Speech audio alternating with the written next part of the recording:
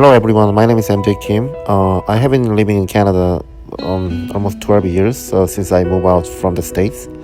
And then today I want to talk about after retired as a first generation of landed immigrant, and then how will you make of your retirement fund, and then how will you make you efficiency to get a good level to be retired.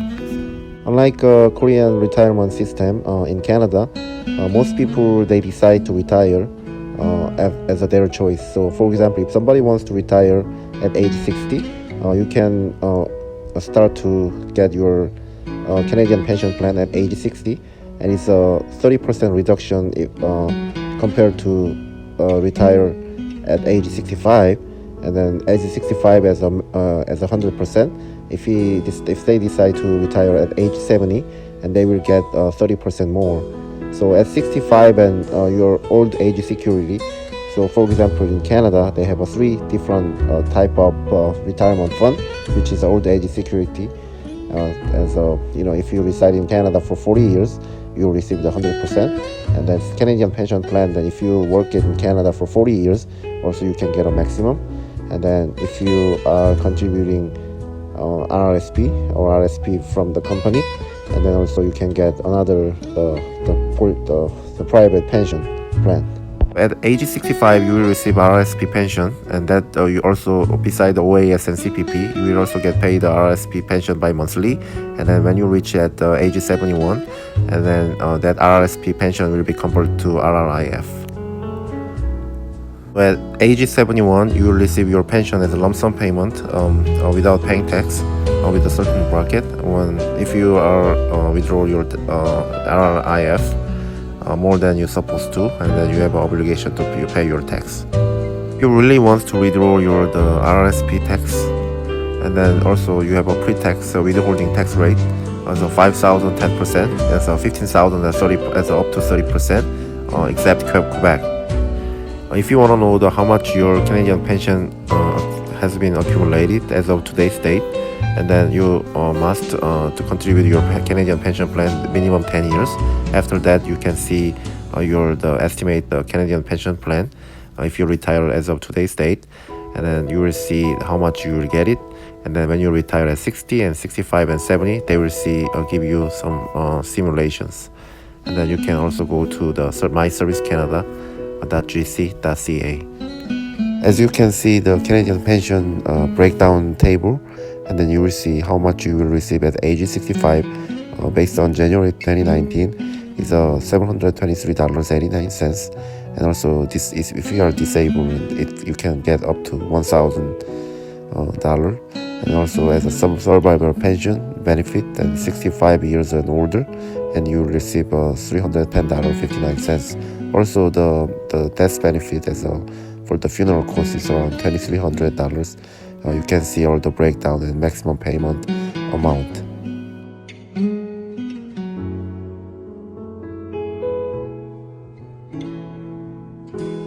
As your RSP pension grows, and you have an option to invest your RSP as a mutual fund, and one is a principal guaranteed GIS plan.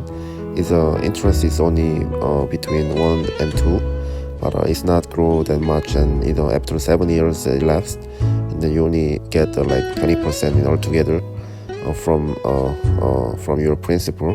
And then some balance plan is like 6-7% as an average, and they will have like 7 years to get double. And then if you have some like US fund or Canadian fund, like aggressive fund, and then that's a high risky plan. And then right now is their performance is between 16 to 23%, and that as long as it's going well for 7 years and it's no negative and it's keep maintaining like 20%, and then it could be a quadruple after 7 years. To calculate the RSP, the contribution rule is based on your previous gross income of 18%. As you can see from Canada Revenue Agency's notice of assessment from last year. And also if you didn't contribute the RSPs, it has been accumulating since you create your income. So for example, for myself, I've been working in Canada for 12 years, and then since I landed Canada, and then my room is growing. It's almost 100,000. So if I consider to contribute 85,000 this year, that will be deducted from my total gross income. So I have a low income this year because whatever I put in the RSPs, as it will be deducted from your total income of the year. So if I have 3 kids under 18, and I will have probably maximum child tax benefit. That is a good investment. As you can see from the table, it's almost over 25% return rate.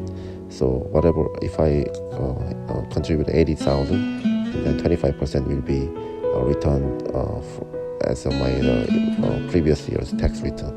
If you decide to return your tax by yourself, and you don't have to go to HR Club, and such as the tax return, the helping center, and you can buy and install the TurboTax program. Also, you will see the RSP optimization. So how much you can buy based on your RSP rules, and then they will show or guide you how much you can purchase the RSP for this year. So usually you can contribute RSPs with a tax deduction from last year, and then up to the February 29th of this year in 2020. For the Canadian resident who commute to the United States as a commuter, and then they have income from the United States, and then they first thing, so they report to the tax in the Internal Revenue Services first, and then they get the tax transcript from IRS, and then they bring it over and convert to the Canadian dollars, and then it will be a Canadian income. So if they purchase the US TurboTax and Canadian TurboTax, they can also file together and optimize their the international income. Though I'm not a tax professional, so I wanted to emphasize that if you are able to do your tax return by yourself, that is a beneficial way to optimize the tax return. I used to download the IRS individual tax return, the booklet from the IRS website. Also, if you go to the Canadian Post Office, you will also pick up the individual tax return T1 assessment, and also you purchase the TurboTax for both countries. Because I also used to work in the States and live in Canada, so I have to do this process before. If you guys have any questions, let me know, and then I'll give your best my answer. Also, I will just give you references to understand it. Thank you very much.